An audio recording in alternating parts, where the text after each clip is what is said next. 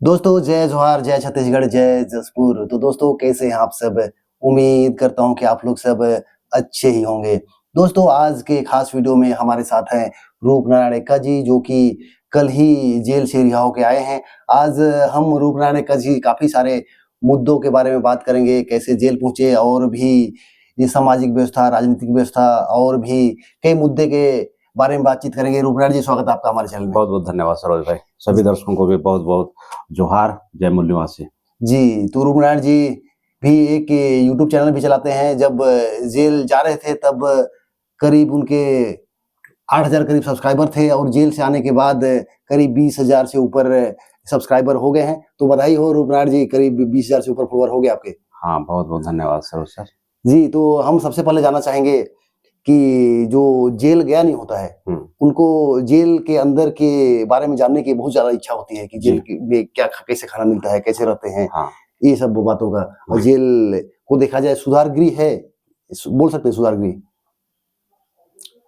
काफी सारे जेलों में सुधार गृह वाली व्यवस्था है वहाँ पे, लेकिन जशपुर जेल में ऐसी व्यवस्था नहीं है।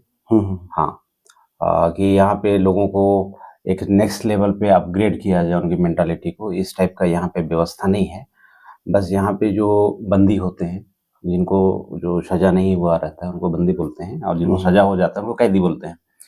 तो यहाँ पे जैसे काम अन्य जेलों में आप देखते हैं कि भाई जैसे उनको सजा हो जाता है, कैदी होते हैं, तो जेल प्रशासन के माध्यम से उनको काफ़ी सारा रोजगार मुहैया कराया जाता है। तो वो अगर उनकी 5 साल की अगर सजा होती है, तो 5 साल 10 साल के अंदर में वो काफ़ी सारे काम करके वो पैसे भी बनाता है। और बहुत सारे जैसे बड़े जेलों में अगर जैसे आप देखेंगे, अभी जैसे फिलहाल टेलीविज़न में आपने देखा भी होगा, उत्तर प्रदेश का एक जेल के बारे में दिखा रहा था कि वहाँ के जो जेलर है, वो कैदियों की मेंटालिटी को भांपते हुए, जिनके ऊपर में डांस की बहुत अच्छी मतलब की कला है, नाचने की क्षमता है, ऐसे लोगों को डांस प्रमोट कर रहे हैं। अच्छा। उसके बाद में फिर उसमें काफ़ी सारे सिंगर्स उसमें, और उसमें बाकायदा जिम विम की भी व्यवस्था है। और काफ़ी सारे वहाँ पे इलेक्ट्रिक के इक्विपमेंट थे, जिसको इलेक्ट्रिशियन बनना है वो काम कर सकता है ऐसा। तो हमने वहाँ पे टीवी में देखा कि बहुतायत संख्या में, बड़ी संख्या में लोगों के लिए वहाँ पे उपलब्ध था वो सब व्यवस्था। तो उस तरीके की व्यवस्था जशपुर में नहीं है। जशपुर में नहीं है? हाँ, जशपुर में नहीं है। तो कुछ प्रशिक्षण नहीं देते हैं? मतलब प्रशिक्षण नहीं है कुछ। तो जेल में करते क्या है पूरा 24 घंटे? वो बैरक के अंदर में रहते हैं। अभी जैसे अर्ली मॉर्निंग 5:30 बजे बैरक खुलता है, और फर्स्ट टाइम जैसे 5:30 बजे खुलता है, फिर प्रार्थना किया जाता है, और प्रार्थना के बाद में फिर 8 बजे तक आप उस दरमियान में आपको नहाने का है, फ्रेश होने का है, और फिर नाश्ता मिलता है आपको 8 बजे? 7:30 बजे नाश्ता कराएंगे सुबह? हाँ, सुबह। अच्छा। फिर खाना नाश्ता नाश्ता में क्या क्या रहता है? वैसे 2 महीना से ऊपर रहे करीब, तो नाश्ता में क्या मिलता है? मैं आपके चैनल के माध्यम से हमारे समस्त दर्शकों को मैं बताना चाहता हूँ कि उस नाश्ते का नाम खिचड़ी है। अच्छा। हाँ, चावल की खिचड़ी, चावल दाल खिचड़ी है। तो खिचड़ी में जैसे आप लोगों को पता है कि उसमें चावल होता है, उसमें दाल होते हैं, और कुछ वेजिटेबल्स होते हैं, और उसे कंबाइन में बनाते हैं, और सेहत के दृष्टिकोण से उसको काफ़ी हेल्दी माना जाता है। लेकिन जशपुर जेल में आप सुन के हैरान हो जाएंगे, नाम खिचड़ी है लेकिन आपको माड़ भात मिलता है। माड़ भात मतलब चावल का जो माड़ वाला, मतलब कि उसको पकाते हैं, तो उसमें माड़ भी रहता है और चावल भी रहता है। चावल कुछ थोड़ा थोड़ा रहता है कि? हाँ, सफिशिएंट मात्रा में रहता है। अच्छा। हाँ, अगर 50% अगर माड़ पानी है तो 50% चावल है उसमें। अच्छा। तो उसको डेली 2 महीना करीब माड़ ही पिए। हाँ, और इसी वजह से मेरा मसल भी डाउन हो गया। अच्छा। क्योंकि प्रोटीन उसमें रहता ही नहीं है, कार्बोहाइड्रेट की प्रचुरता है उसमें। अच्छा। तो ये हमारे नाश्ते का शेड्यूल था। और खाने में? खाने में 11:30 बजे हम लोग को खाने को मिलता था, 11:30 बजे। तो उसमें चावल होते थे, रोटी होती थी, दाल होती थी, सब्जियां होती थी। वो काफ़ी मतलब एक सिंपल फ्लेवर में बनाया जाता उसमें। जैसे जो अभी आप लोग जेल से बाहर हैं, मतलब जेल के अंदर में 68 दिन काट के निकल गया, और आप लोगों को जेल का अनुभव नहीं है, लेकिन मैं आपको बताना चाहता हूँ, जैसे आप लोग बहुत सारे अच्छा मतलब चटपटा टाइप का खाना पसंद करते हैं, मसालेदार आइटम, तो वो सब नसीब नहीं होने वाला। बहुत सिंपल। मिर्ची एकदम मीडियम रहता है। अच्छा। हाँ, लेकिन अगर मिर्ची खाने का शौक तो वहाँ सब मंगवा सकते हैं। मिर्ची अलाउड है अंदर जाने का, टमाटर अलाउड है, मिर्ची अलाउड है। अच्छा, बाहर से मंगा सकते हैं? और प्याज व्याज ये सब चने वने सब ऐसा। अच्छा, हाँ। जब जेल गए आप ना, तो काफी सारे लोग पूछ रहे थे मार तो पड़ा होगा भाई, तो मैं बोला मैं मार नहीं पड़ा है भाई, मैं कुछ लोगों से बात किया, पता किया तो मार तो नहीं पड़ा है। तो नहीं भाई, मार कैसे नहीं पड़ा है, मार पड़ा होगा, ऐसे मतलब बातचीत कर रहे थे। तो क्या है, मार वो पड़ा क्या? नहीं, मार तो नहीं पड़ा है। दरअसल क्या है कि हम लोग, मैं व्यक्तिगत रूपनारायण का नहीं हूँ। मैं एक ऑर्गेनाइजेशन का एक पदाधिकारी हूँ। तो हमारे पीछे हजारों लाखों लोगों की समर्थन है। तो अगर पुलिस प्रशासन के द्वारा अगर इस टाइप का मतलब कि बावरता अगर बढ़ता जाएगा तो मामला उल्टों के ऊपर में पड़ जाने वाला है। तो प्रशासन इस बात को बहुत अच्छी तरीके से जानता है कि कहाँ पे हमें किस टाइप का कदम उठाना है। अच्छा, किसी-किसी को मार भी पड़ता है मतलब कि? हाँ, जैसे मैं जिस दिन पत्थलगाँव में जब मुझे अरेस्ट किया गया 30 मई को, 29 तारीख को वो जो त्रिशूट गाँव है उसमें विरोध प्रदर्शन हुआ था, क्योंकि प्रशासन वहाँ पे 244 अनुच्छेद जो 5वीं अनुसूची है उसमें गाँव वालों के विदाउट परमिशन रेलवे लाइन की सर्वे के लिए पहुँच गया था, वो भी दल बल के साथ में। और उनके बिहेवियर बहुत आक्रामक था गाँव वालों को, मतलब कि बिल्कुल हड़का के बात करना। वो समझ में नहीं आता क्या, मैं तहसीलदार बात कर रहा हूँ, एसडीएम बात कर रहा हूँ, फलाना ठिकाना इस टाइप का। तो वो उनका जो बिहेवियर बहुत रफ टाइप का था, तो हम लोग को उतरना पड़ा। हाँ, और भाग-भाग के आपने तो वीडियो में देख ही लिया कि बाद में एक वीडियो मेरे यूट्यूब चैनल पे डला हुआ है, रूपनारायण का यूट्यूब चैनल पे। तो वो पूरा घटनाक्रम उसमें पूरा वीडियो पूरा डला है हाँ, मतलब? 31 मिनट का वीडियो है, आप उसमें देख सकते हैं फिर दोबारा से। तो जब मुझे 31 तारीख वहाँ पे अरेस्ट किया गया, तो फिर वहाँ पे मसाला चोरी में 2 आरोपी वहाँ पे थे। तो मसाला चोरी में मतलब पकड़ा? हाँ, मारुति मसाला चोरी में पुलिस ने पकड़ा, वहाँ पे पत्थलगाँव की घटना है और मैं वहाँ पे था। तो पड़ा है उनको पत्ती, धुआंधार टाइप का। हाँ, पूरा पुलिस स्टाइल में दिए हैं, पूरा गद-गद वाला स्टाइल में। अच्छा। तो जो एक्चुअल में जो मतलब कि क्राइम करके छुपाने का प्रयास करता है और उनको पड़ता है? हाँ, तो पड़ता है। पुलिस काफ़ी हद तक उनको प्रयास करता है मतलब कि सॉफ्ट तरीके से मतलब कि आप कबूल कर लो गुनाह जो आपने किया है। अच्छा। लेकिन कोई बहुत ही क्रिमिनल मेंटालिटी का आदमी होता है, तो वो कबूल करना ही नहीं चाहता है। तो ऐसे दरमियान में जब पुलिस मजबूर हो जाती है, तो फिर वही बात है ना, कहावत है वो कि जो लातों के भूत हैं हाथों से नहीं मानते। तो कुछ लोगों को तो पढ़ाता नहीं, पढ़ाता ऐसा नहीं है। जो आदतन क्रिमिनल मेंटालिटी के होते हैं और अपना गुनाह छुपाने के लिए पुलिस को गुमराह करते हैं, कोई फरारी काट रहे हो क्या, तो पूरा प्रशासन त्रस्त हो जाता है ऐसे लोगों से। तो उस दरमियान में वो लोग शायद सख्ती बरतता होगा, शायद मैं बोल रहा हूँ, लेकिन वो मसाला चोरों को तो पड़ा था। अच्छा। हाँ, बड़ा था, मेरे नज़र के सामने की बात है। हाँ। तो ये तो रही जेल की बात है। और शाम का खाना में? शाम का खाना भी हम लोगों को चावल, दाल, सब्जी यही मिलता है 5:30 बजे शाम का खाना। तो जसपुर जेल में ड्रेस भी मिलता है कि जैसे कि हम लोग देखते हैं? नहीं, वो कैदियों को ड्रेस मिलता है जो। तो कैदी नहीं है मतलब यहाँ पे जो है? नहीं, कैदी हैं, कैदियों को ड्रेस मिलता है। तो आप लोग को मिला था ड्रेस? नहीं, हम लोग तो क्या है कि विचाराधीन बंदी के श्रेणी में हम लोग आते हैं, क्योंकि अच्छा। हाँ, हम लोग विचाराधीन बंदी, विचार किया जा रहा है। अच्छा। इसको बोला जाता है जेल प्रशासन के शब्दावली में न्यायिक हिरासत। अच्छा। न्यायिक रिमांड, न्यायिक हिरासत, न्यायिक अभिरक्षा, अच्छा। ऐसा करके शब्दों का इस्तेमाल किया जाता है। हम लोग विचाराधीन में थे और इसी बिहाफ पे हम लोग को बेल भी मिला। अच्छा। हाँ। तो किसी को ड्रेस नहीं मिला जसपुर जेल में? नहीं, मिला हुआ है। कुछ लोगों को हाँ, जिनको सज़ा हो चुका है, जो कैदी के रूप में है वहाँ पे, उनको जेल मिला। जेल में जो ड्रेस उनका होता है बिल्कुल खादी कपड़ा टाइप का होता है, जो कुर्ता पायजामा टाइप का। नंबर रहते हैं पीछे के? हाँ, नंबर भी रहता है और एक टोपा ऐसा पहनते हैं। अच्छा। हाँ। नेता वाला? कैदी वाला नेता वाला तो अलग टोपा होता है, कैदी वाला टोपा। कैदी वाला टोपी कैदी होता वाला है, टोपा। इस टाइप से रहता है। हाँ। ओह! तो और बाकी बाकी क्या व्यवस्था रहता है? अगर आज का डेट में देखें, मच्छर बहुत है, मच्छर खटमल वगैरह। हाँ, इस मामले तो कुछ लोग बोल रहे थे मच्छर बहुत काटता है जेल में। मच्छर बड़ी तादाद में और खटमल बड़ी तादाद में। तो इसका कुछ व्यवस्था मच्छरदानी नहीं, बिल्कुल नहीं, वही तो सज़ा है, शहद है। अच्छा। हाँ, वो आप मतलब कि आपको मच्छरदानी अलाउड नहीं है कि आप मच्छरदानी बाहर से भी नहीं मंगा नहीं, सकते मच्छरदानी नहीं है, आप मॉस्किटो कोइल नहीं जला सकते। अच्छा, कोई भी नहीं जला हाँ, सकते? तो मच्छर तो बढ़िया से ट्रीटमेंट करता है। काफ़ी मतलब कि तकलीफ है मच्छर को लेके और बड़ी तादाद में खटमल भी है वहाँ पे। अच्छा। हाँ, खटमल भी बड़ी तादाद में है। तो ये तो काफ़ी माइनस पॉइंट है। इसके बारे में थोड़ा-सा जेल प्रशासन को इसके बारे में गंभीरता से सोचना चाहिए कि भई तो मच्छर ज़्यादा काटे मलेरिया वगैरह नहीं होता है? कुछ-कुछ लोगों का तबीयत खराब होता है, लेकिन जेल परिसर के अंदर में मेडिकल टीम भी है वहाँ पे, डॉक्टर वहाँ पे नियमित रूप से बैठते हैं, तो फिर बीमार होते रहते हैं, दवा चलते रहता है, सही होते रहते हैं, बीमार होते हैं, तो ये सब कुछ चल रहा है पूरा वहाँ पे। तो ऐसा व्यवस्था है वहाँ पे। मतलब देखा जाए तो बाहर की जो दुनिया है हाँ तो उसको मिलता है वहाँ पे न्यूज बाहर की दुनिया का। हाँ, वहाँ पे टेलीविजन लगा हुआ है, अच्छा। तो फिर खबर वबर सब चलते रहते हैं। और पेपर वगैरह आते हैं? हाँ, न्यूज़पेपर आते हैं, न्यूज़पेपर आते हैं? तो बाहर की घटनाओं को न्यूज़पेपर आप के माध्यम से देख सकते हैं न्यूज़पेपर के मतलब। माध्यम से और टेलीविजन के माध्यम से आप उसको पढ़ सकते हैं, देख सकते हैं, तो वो है।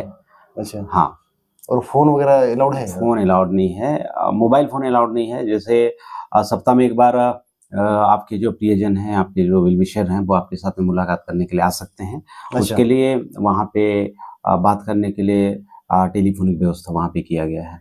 अच्छा। हाँ, तो सप्ताह में 1 बार वो है, वो व्यवस्था है। फिर एक दूसरा और व्यवस्था है, उसको कॉलिंग कार्ड की सुविधा बोला जाता है। तो वहाँ पे आपके जो हैं बात करने वाले, वो अपना आधार कार्ड जमा करेंगे, आपका आधार कार्ड और एक कॉलिंग कार्ड बनता है। तो उसमें भी 10 दिन के दरमियान में आपको 1 बार कॉल करने का मौका मिलता है। तो अच्छा। इमरजेंसी में आप मैसेज फॉरवर्ड कर सकते हैं अपने, जैसे बहुत सारे लोग अपने माता-पिता का, वकील लोगों का ऐसा नंबर रखते हैं और केस से रिलेटेड बात करना हो या फिर कुछ ज़रूरतों के रिलेटेड बात करना हो, तो इस टाइप का एक कम्युनिकेशन वहाँ पे डेवलप किया गया है। उसको मुलाकाती जो विचाराधीन बंदी होता है, उसका 7 डेज़ में मुलाकाती होता है एक टाइम। और जो कैदी के रूप में वहाँ पे सज़ा काट रहा है, जिसको सज़ा हो चुका है, ऐसे लोगों को 15 दिन में मुलाकाती और अच्छा। 15 दिन में कूलिंग की व्यवस्था। तो ऐसा व्यवस्था है वहाँ पे जेल के अंदर में।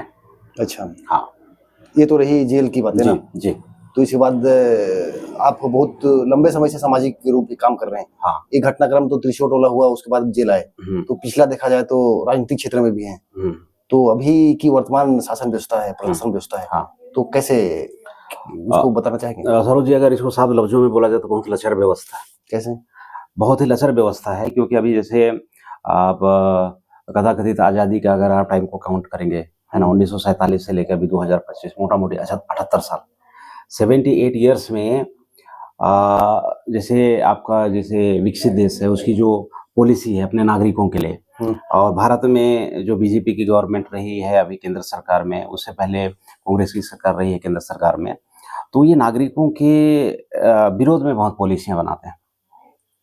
और ख़ासकर जो ग्रामीण अंचल के एसटी, एससी, ओबीसी के जो नागरिक हैं, इनका जीवन तो इनके शासनकाल में बद से बदतर हो गया। बहुत भयंकर मामला है। हुँ। अभी जैसे मैं जसपुर को ही उठा के अगर मैं इस संदर्भ में बात करूँ, तो जो गरीब बच्चा है, वो हायर लेवल का एजुकेशन यहाँ पे ले ही नहीं सकता है। हाई जैसे लेवल मतलब हायर जैसे? लेवल का एजुकेशन अभी जैसे मैं आप लोगों को बताना चाहूँगा कि नीता अंबानी के पास में 52 इंटरनेशनल स्कूल है, जो छत्तीसगढ़ में है कहीं वो उसका? छत्तीसगढ़ में बिल्कुल नहीं है। छत्तीसगढ़ इंटरनेशनल में ही नहीं है? नहीं है। हुँ। तो वो इंटरनेशनल स्कूल जो चला रही है, तो वहाँ पे किन के बच्चे पढ़ने जाते हैं? बड़े-बड़े पॉलिटिशियन के, बड़े-बड़े बिज़नेसमैन के, और बिल्कुल मतलब कि बहुत सारे शब्दों में अगर आप सुनेंगे तो उन लोगों को बोला गया है कि जो जनरल कास्ट के जो बच्चे होते हैं, वो उस जगह में पढ़ते हैं।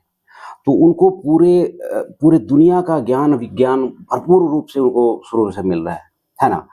और जो भारत की जो सरकार है अभी जैसे छत्तीसगढ़ में छत्तीसगढ़ माध्यमिक शिक्षा बोर्ड को इस्तेमाल करते हैं।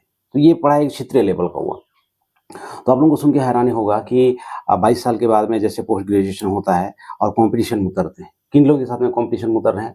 जो पूरा देश-विदेश की पूरा ज्ञान विज्ञान की बातें पढ़ी हुई है और आपने एक क्षेत्रीय पढ़ने वाले लोगों को कॉम्पिटिशन में भिड़ा दिया। तो 22 साल उसका अभ्यास अलग तरीके से हुआ है, 22 साल इनका अभ्यास अलग तरीके से हुआ है। और ज़्यादातर एसटी, एससी, ओबीसी के लोगों का जो बड़े पोस्ट में ना जाने के पीछे ही कारण है। तो ये जो कांग्रेस और बीजेपी है मिलके पूरे नागरिकों को बहुत बड़ा बेवकूफ़ बनाने का काम किया। शिक्षा से वंचित कर दिया।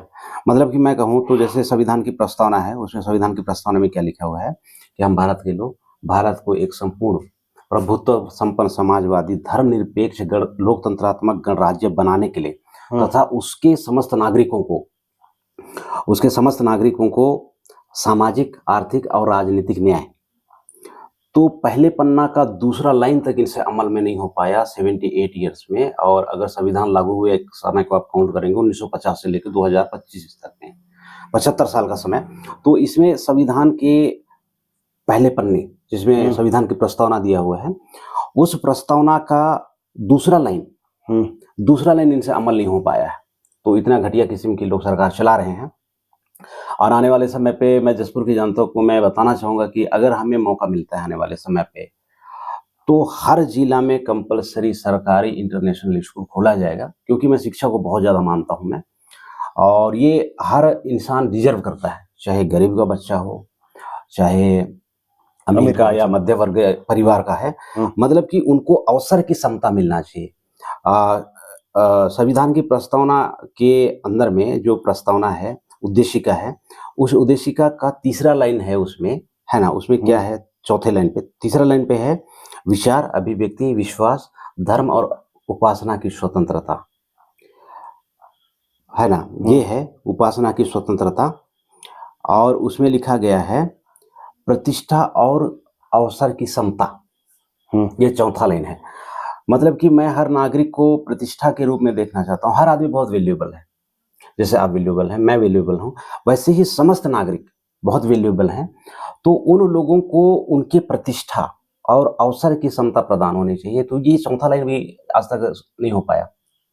हमारे जसपुर जिला में अगर किन्हीं को बिल्कुल हायर एजुकेशन चाहिए, वो डिजर्व करता है कि वैसा हायर एजुकेशन मुझे मिले, लेकिन यहाँ व्यवस्था नहीं है। 75 सालों में इन्होंने लॉ का कॉलेज नहीं बनाया। आज भी जो आदमी, मतलब कि ये लोकतंत्र का चौथा आधार स्तंभ है, न्यायपालिका, तो उसको इंटरप्रेट करने के लिए, उसको रिप्रेजेंट करने के लिए आप हैरान हो जाओगे कि 9,40,000 की आबादी वाली जसपुर में आज भी इन्होंने लॉ कॉलेज नहीं खोला। और ये लोग, मैं देख रहा था वीडियो में, तो बहुत सारे लोग मुझे बता रहे थे कि रूपनारायण का विकास विरोधी है। मैं यहाँ के जनप्रतिनिधियों को, यहाँ के प्रशासन के लोगों को ये बताना चाहता हूँ कि भाई मैं तो बहुत मॉडर्न हूँ। मैं बोल रहा हूँ कि पूरे 9,45,000 जो यहाँ के नागरिक है जसपुर जिला के, इनको इंटरनेशनल स्कूल मिलना चाहिए, इंटरनेशनल लॉ कॉलेज मिलना चाहिए यहाँ पे। तो अगर मैं विकास विरोधी होता तो मैं नागरिकों के इस बारे में बात नहीं करता मैं। उसके बाद में तीसरा एक बहुत बड़ा मुद्दा है कि जैसे यहाँ पे हॉस्पिटल है, तो अभी जैसे कांग्रेस की सरकार है, बीजेपी की सरकार है, अगर ये लोगों को बढ़िया से अगर यहाँ पे स्वस्थ अगर देना चाहता है तो कम से कम वर्ल्ड क्लास एक हॉस्पिटल तो होना चाहिए। आप हैरान हो जाओगे कि अगर किन्हीं को जो हार्ट पेशेंट है, तो उनकी ट्रीटमेंट की व्यवस्था यहाँ पे नहीं है। आदमी मतलब कि उस व्यवस्था के अभाव में छटपटा के यहाँ पे यहीं पे खत्म हो जाने वाला है। तो ये सब मुझे, मेरी नज़रों में विकास है। और बहुत सारे लोग रेलवे लाइन के सर्वे के विरोध में हमने आवाज़ उठाया था, तो बहुत सारे सोशल मीडिया बोले कि रूपनारायण का विकास विरोधी है। तो मैं ऐसा कहना चाहता हूँ, इसको एक उदाहरण के माध्यम से कहना चाहता हूँ कि भाई देखिए, बस्ती में रोशनी करना बहुत अच्छी बात है, लेकिन कम से कम किसी का घर को जला के तो रोशनी मत कीजिए। अभी जैसे वहाँ पे रेलवे सर्वे की बात हो रही थी, तो हमने प्रशासन से पूछा था कि ये जो नागरिकों के लिए जो आप इनका ज़मीन को आप लेना चाह रहे हैं, तो इसका किस तरीके से आपके पास में मुआवजा का योजना है, नौकरी का क्या योजना है? तो ये तो हर नागरिक के एक फंडामेंटल राइट्स है ना। तो इसको अगर वो बोले कि ये विकास विरोधी है, तो ये तो थोड़ा सा प्रॉब्लम है। हाँ, मैं वहाँ पे लोगों ने बस पूछा था कि क्या इल्लीगल व्यवस्था है? हाँ, मैंने पूछा था, उसमें बहुत सारी बातें हैं, बहुत सारी बातें हुई। हमने पूछा था कि भाई ये जो जमीन आप जो ले रहे हैं, तो मुआवजे की क्या धनराशि होगी? हाँ, मुआवजा की क्या धनराशि होगी? तो उस दरमियान में जो वार्तालाप हो रही थी कि 2,000 रुपए डिसमिल। तो अब यहाँ पे मैं जैसे संविधान की प्रस्तावना का यहाँ पे मैं चौथे नंबर पे मैं बोला कि प्रतिष्ठा और अवसर की समता। तो आपने जो त्रिशूल गांव वालों की प्रतिष्ठा में आपने क्या कदम उठाया कि भाई उनकी जो जिंदगी में जीने वाली जो चीजें हैं, उसको साइलेंट मोड में कर दीजिए ना।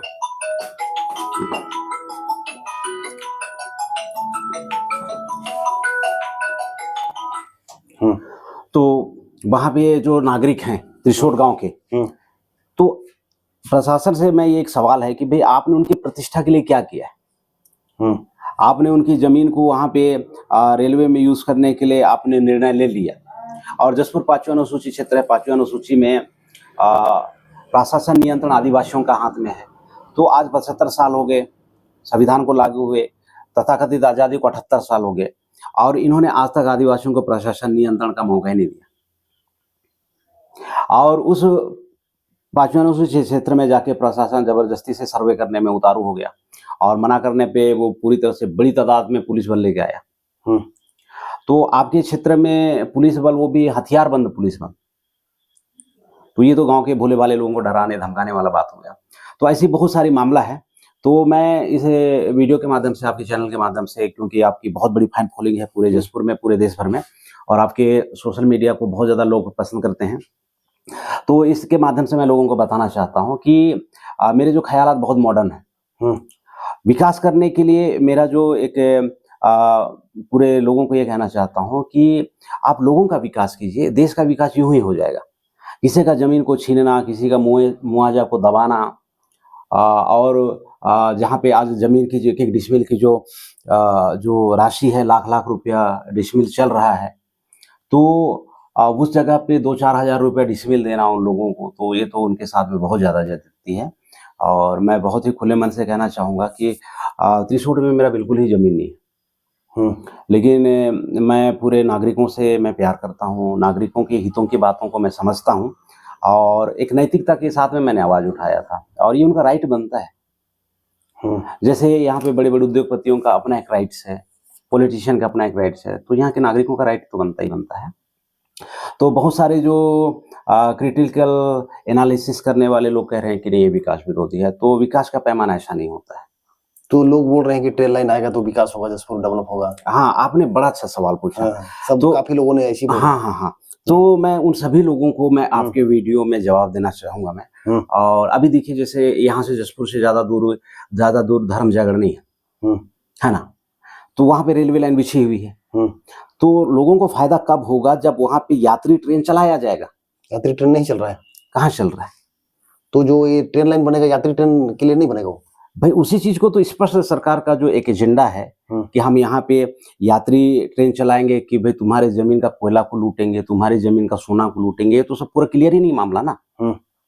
तो अभी जैसे हमारे जसपुर जिला के भोले-भाले जो हमारे नागरिक हैं, जिनको ऐसा लगता है कि रूपनारायण मतलब कि विकास विरोधी है, मैं उन समस्त 9 लाख लोगों को जो बहुत सारे हमारे फ़ेवर में हैं, जो लोग फ़ेवर में नहीं है, मैं ऐसे लोगों को मैं बताना चाहता हूँ कि आप पहले धर्म जयगढ़ को आप देखिए।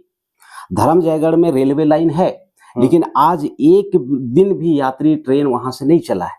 अगर यात्री ट्रेन चलता, तो हमारे जसपुर के लोग अंबिकापुर रेल गाड़ी पकड़ने के लिए, रायगढ़ ट्रेन चढ़ने के लिए तो नहीं जाता ना, वो तो धर्म जयगढ़ जाता। तो धर्म जयगढ़ नहीं जाता है, रायगढ़ जाता है, अंबिकापुर जाता है। इससे साफ स्पष्ट होता है कि धर्म जयगढ़ से यात्री ट्रेन नहीं चलती है।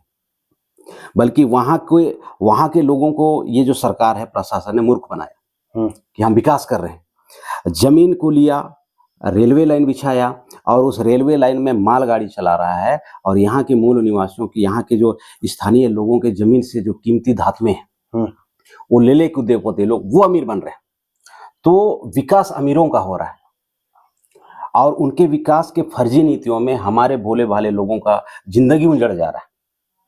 तो मैं इस दकिया सुकनी बातों का और इसको बहुत सारे लफ्ज़ों में इसको दोगला बातें बोला जाता है। आप विकास का नाम बोल रहे हैं और यहाँ के स्थानीय लोगों को उजाड़ने का काम कर रहे हैं, तो ये तो बर्दाश्त से बाहर की बात है।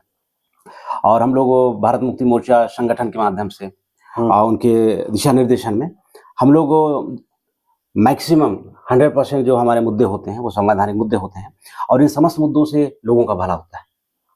मैं लोगों के भले के बारे में बात कर रहा हूँ। यहाँ पे आप रेलवे लाइन बना लिए और लोगों के लिए सेवा नहीं दिए, तो ये तो पूरा ठगने वाली बात है ना। तो हमारा जसपुर जिला ना ठगाए तो एक बार थोड़ा सा धर्म जयगढ़ की ओर थोड़ा सा नज़र उठा के देख लें।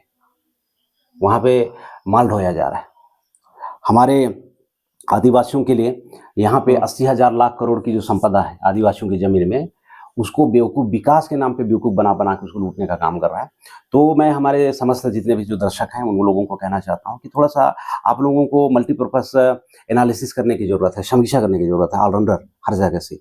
और आप लोगों को समझने की ज़रूरत है कि इसकी बातों में क्या भाव छुपा हुआ है। मैं तो पूरा खुल्लम-खुल्ला कर रहा हूँ ना। अगर मेरी बातें अगर गलत है, तो आप धर्म जयगढ़ रेलवे लाइन आप देखिए। तो जहाँ पे सरकार ने धर्म जयगढ़ के नागरिकों को ठगी करने का काम किया, तो इस बात की क्या गारंटी है कि वो जसपुर के नागरिकों के साथ ठगी करने का काम नहीं करेगा। तो सरकार का एजेंडा स्पष्ट होना चाहिए ना कि हम यात्री ट्रेन बना रहे हैं और हमें पता है कि अभी जैसे जसपुर जिला में अभी जैसे आपका फरसाबाद इलाका में जैसे गोल्ड माइंस के ऊपर में अभी बहुत बड़ा बवाल खड़ा हुआ था। जमीन आदिवासियों की और उसमें के अंदर में जो सोना है, उसके अंदर में जो कोयला है, उसके अंदर में जो लोहे हैं, बॉक्साइट है, वो किसके? अडानी अंबानी उद्योगपति के। तो मैं हमारे देश के जो नागरिक हैं 140 करोड़ जो जनता है, मैं उसको कहना चाहता हूँ कि आपको बीजेपी की सरकार से, कांग्रेस की सरकार से डरने की ज़रूरत नहीं है, क्योंकि लोकतंत्र है, जनता के समर्थन से सरकार बनता है। सरकार से जनता नहीं बनता है, यानी कि बाप ही बेटा पैदा कर सकता है, बेटा बाप पैदा नहीं कर सकता। तो बिल्कुल डरने की जरूरत नहीं है। बहुत सारे लोग बोलते हैं अरे सेंट्रल में गवर्नमेंट है, स्टेट में गवर्नमेंट है, डिस्ट्रिक्ट में गवर्नमेंट है, आपको दमन कर देगा, ऐसा है वैसा है। तो लोकतंत्र की ब्यूटी बता रहा हूँ कि आपके प्रयास की वजह से सरकार बनती है, और जो बना सकता है वो बिगाड़ भी सकता है। तो ये पूरा के पूरा नागरिकों के हाथ में है। लेकिन इसमें एक बहुत बड़ा पॉइंट है lack of education, lack of information. अगर लोगों के पास में जानकारी नहीं रहेगा, शिक्षा नहीं रहेगा, तो बहुत बड़ा दिक्कत है। तो जसपुर जिला से मैं काफ़ी प्रेम करता हूँ, पूरे छत्तीसगढ़ के लोगों से प्रेम करता हूँ, और मेरा हर कदम होगा वो हमारे नागरिकों के भले के लिए होगा। और अब अगर जसपुर में अगर मैंने जितनी भी बातों को अगर रिपीट किया, अगर हमारी जो नागरिकों के प्रति अगर बीजेपी गवर्नमेंट अगर वाकई में गंभीरता के साथ में अगर वो सोचती है कि हमको विकास का सौगात देना चाहिए, तो पूरे जसपुर पूरे मतलब कि छत्तीसगढ़ के जो जिले हैं, हर जिले मुख्यालय में एक इंटरनेशनल स्कूल, सरकारी स्कूल, अभी तो आप देखेंगे कि मोदी सर शिक्षकों को भी निकाल दिया। और बीजेपी की सरकार ऐसा है कि दारू का भट्टी खोल रही है। स्कूल वो बंद करती है, दारू भट्टी खोलती है, फिर बोलते हैं हम विकास करते हैं। मुझे समझ में नहीं आता है कि दारू पी के कैसे विकास होता है। हमने तो देखे कि दारू पी के लोगों की जिंदगी खत्म हो जाती है। लेकिन बीजेपी का विकास मॉडल को आप देखेंगे तो दारू भट्टी खोलने को विकास बोलती है, और स्कूल को बंद करने में और शिक्षकों को नौकरी से निकालने में वो उसको बोलती है कि ये विकास हो रहा है। तो ऐसा बहुत सारा मतलब कि राजनीतिक मुद्दे हैं, और आने वाले समय पे हमारे लोगों को जानने को मौका मिलेगा। तो बहुत सारी बातें हैं, बहुत सारी बातें हैं। तो इनकी जो पॉलिसी है वो जन विरोधी होती है। लेकिन इनका जो प्रचार होता है, जैसे कहावत है ना कि हाथी के दांत दिखाने के कुछ हैं, खाने को कुछ अलग हैं, ऐसा बोला जाता है। तो इनका प्रचार पब्लिक के हित में होता है, और इनका काम पब्लिक के विरोध में होता है। प्रचार बस पब्लिक के हित में होता है, और पूरा काम इनके विरोध में होता है। तो देश की जनताओं को इसको समीक्षा करने की ज़रूरत है, और समीक्षा नहीं करेंगे तो बहुत मुश्किल है। अक्सर गांव देहात के दीवारों पे मैं घूमता हूँ मैं, तो उसमें लिखा हुआ रहता है किसी बात को जानो, छानो, फिर मानो। ऐसा हमारे जो आंगनबाड़ी सब में काम करने वाली जो हमारी जो बहनें होती है, दीवार में कुछ चीज़ों को पानी के बारे में सब जागरूकता अभियान के दरमियान में सब इस टाइप का बहुत सारा कोटेशन लिखा हुआ रहता है। तो हमारे समस्त लोगों को मैं कहना चाहता हूँ कि भाई आप जानो, आपके पास में प्रचार बहुत सारी बातों का आएगा, आप उस जानो प्रचार के माध्यम से, लेकिन डायरेक्ट उसको मत मानो। बीच में एक और भी कड़ी है, उसको छानो तो सही कि किसकी बातों में कितनी सच्चाई है, किसकी बातों में सच्चाई नहीं है। और शिक्षित आदमी का यही एक इंडिकेशन है, वही एक लक्षण है कि वो क्रॉस वेरिफिकेशन करता है। और किसी गौतम बुद्धा का अगर मैं कोटेशन को मैं याद करूं, तो उन्होंने एक बहुत अच्छी बात बोला है कि किसी भी बात को इसलिए नहीं मानना चाहिए कि किसी बहुत बड़े विद्वान ने कहा है, या किसी किताब में लिखा है, या इवन रूपनारायण एक्का ने कहा है। किसी भी बात को तब मानना जब उस बात को लेके आप अपने बुद्धि के कसौटी में कसोगे। अगर वो खरा उतर रहा है आपके बुद्धि के कसौटी पे, तो उस बात को मानना चाहिए। और अगर वो खरा नहीं उतर रहा है तो उस बात को नहीं मानना चाहिए, चाहे वो रूपनारायण एक्का हो, चाहे वो कांग्रेस की सरकार हो, चाहे वो बीजेपी की सरकार हो।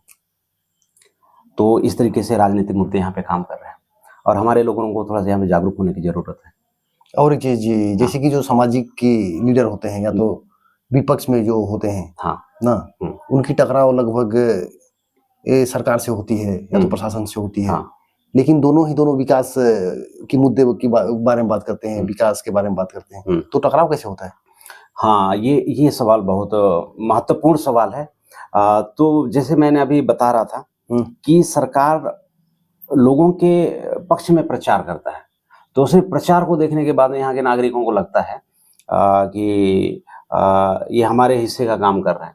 और जैसे भारत मुक्ति मोर्चा देश के जो ज्वलंत मुद्दे हैं नागरिकों के लिए, और उसमें मुख्य धारा की लड़ाई, मुख्य धारा, तो इस बात को बड़ी सटीकता से उठाती है।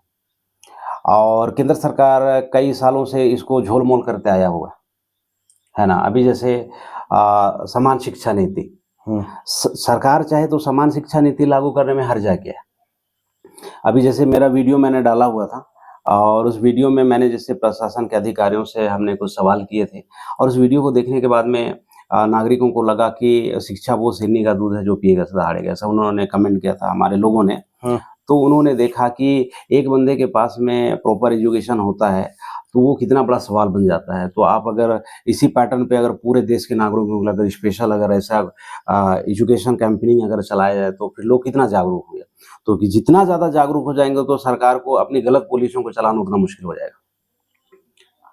क्योंकि तो अभी गलत पॉलिसी रहती है सरकार की, हाँ, जनता हित में नहीं रहती है, बहुत सारी बातें जनता के हित में नहीं रहती है उसको भी और लागू कर देती है। उसको भी लागू कर देती है। अभी जैसे जसपुर में जो विवाद घर आया, हुँ, उसके पीछे का कारण को आप देखेंगे तो आप देखेंगे कि हम लोग एक सामाजिक कार्यकर्ता के रूप में 5th शेड्यूल को इम्प्लीमेंट 5वीं अनुसूची हुँ, जो कॉन्स्टिट्यूशन में लिखा हुआ है, हुँ। हम उसको यहाँ पे अमल करने के बारे में और हमारे जैसे सामाजिक कार्यकर्ता 5वीं अनुसूची तो लागू है ना क्षेत्र में, लागू है, संविधान के अमल में अनुसार। नहीं है। लागू है अमल मतलब किस टाइप से मतलब अमल? कि व्यवहार में अमल में करना। अभी जैसे यहाँ पे व्यवहार में कलेक्ट्रेट में जो केंद्र सरकार की जो पॉलिसियाँ वो ऑपरेट हो रही हुँ, है ना? वो अमल है।